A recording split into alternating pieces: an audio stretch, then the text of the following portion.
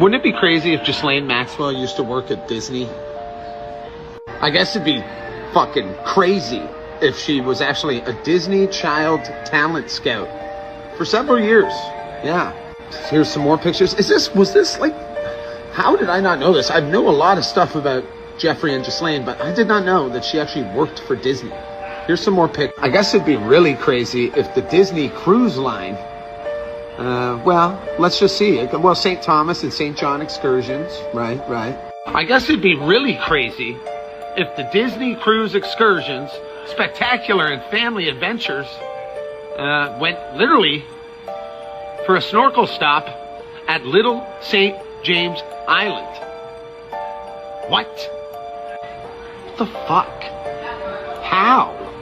And I mean, I guess it'd be kind of crazy if all the symbols line up. Do you mind just giving a basic recap of what this Pizzagate theory was? These emails get dumped online full of everything that was in John Podesta's life. And John Podesta is a very powerful and connected man. People on the internet then started to notice these strange pizza messages about $40,000 worth of hot dogs being flown to DC for parties, and overt references to children. These kids, ages like 7, 8, and 9, will be in the pool, and it'll be heated, and they will be there for it's like, wait, what are we talking about? This one pizza place in particular, Comet Ping Pong, right in the heart of DC, the Instagram of this pizza shop is full of very disturbing images of children. Things like children taped to tables, things like commenters talking about rape and abuse, things like comments about kill rooms, and so much disturbing imagery on a public Instagram account for a public pizza place. As the media is running this big kind of smear campaign on these questions, a guy conveniently walks into that pizza place with an AR and shoots the place up. Doesn't hit anybody, but manages to shoot a bullet straight through the hard drive that's in the back room, and gets arrested by police very publicly. They have a big photo shoot. So then you can look at it and say, these conspiracy theories are dangerous, so we can censor them all off the internet because it's been debunked. Don't pay attention to the fact that the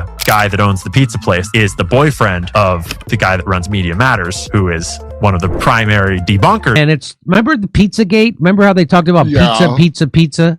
Yeah. What about it? Here it is. It shows up in the Epstein files. I wanted to let you know the crew really appreciated the pizza today. This is from a guy named Roy Hodges to Jeffrey Epstein. I wanted to let you know the crew really appreciated the pizza today. Thank you for letting us do that. Nice. Thanks for letting us do that? You mean eat pizza? Of course, that's not what that means.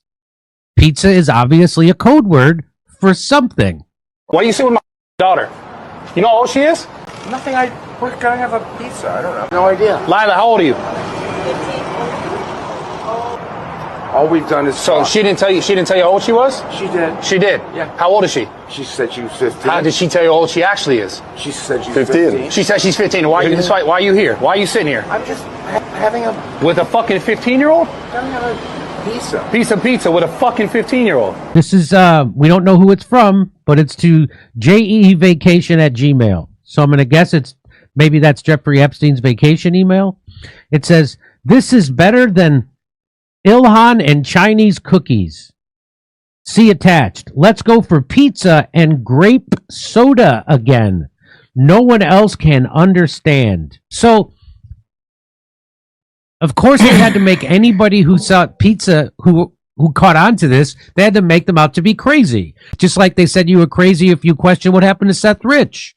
When they said he got killed in a botched robbery where they didn't take his watch, didn't take his wallet, didn't take his cell phone, didn't take anything. So so if you noticed that they were talking about pizza as a code word for something, or grape soda, they made it out to be crazy. But anyway, here, if you want to know about Pizzagate, here is Ben Swan telling you about it. It actually comes from the WikiLeaks release of hacked emails from Clinton campaign chairman John Podesta. By the way, this aired on CBS News in Atlanta when he was still employed there, and then they got tired of him telling these kind of uncomfortable truths. In all, WikiLeaks dumped around 50,000 email messages, and it was from those emails that the claims that John Podesta may be part of a child sex trafficking ring come from. Now, to be clear, not one single email in the Podesta emails discusses child sex trafficking or pedophilia.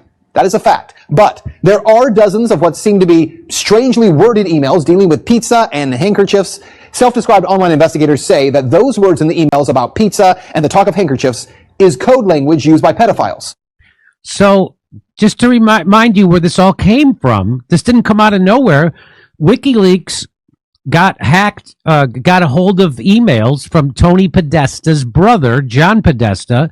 Tony Podesta was Hillary Clinton's chief campaign manager.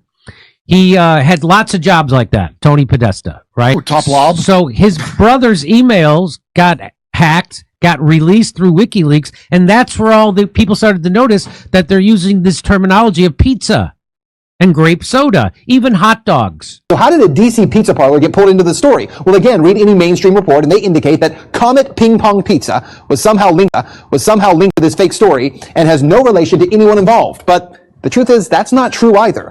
What media is ignoring is that the Comet Ping Pong Pizza place is actually referenced in the Podesta emails at least a dozen or so times, and that the owner of that place, James Alphantis, is a friend of John Podesta. He was actually named, this is kind of strange, by GQ magazine as one of the top 50 most powerful people in Washington. Yes, we're talking about a pizza parlor owner. Now let's talk facts here. There is no solid evidence that Comet Ping Pong Pizza is being used to run a child sex trafficking ring. But there are some very strange connections between Comet Ping Pong Pizza and a second pizza place 2 doors over, Besta Pizza, and the accusations of pedophilia. Now this is where things start to get strange when you research this story. Now to begin, I need to show you a 2007 unclassified FBI document. That document, according to the FBI, contains commonly used symbols by pedophiles to express their preference in children. I want you to see these images here. These are the images. Notice this one on the end, the triangle. That image signifies something called boy love. The pizza place next door to Comet Ping Pong Pizza, Besta Pizza, well, this was their logo until only a few weeks ago. Clearly, you can see that the Besta logo actually contains the same image, I'm going to show you again, as that boy lover image. Interestingly, after Pizzagate investigators pointed this out, Besta Pizza changed their logo, and there it is now. They removed the triangle.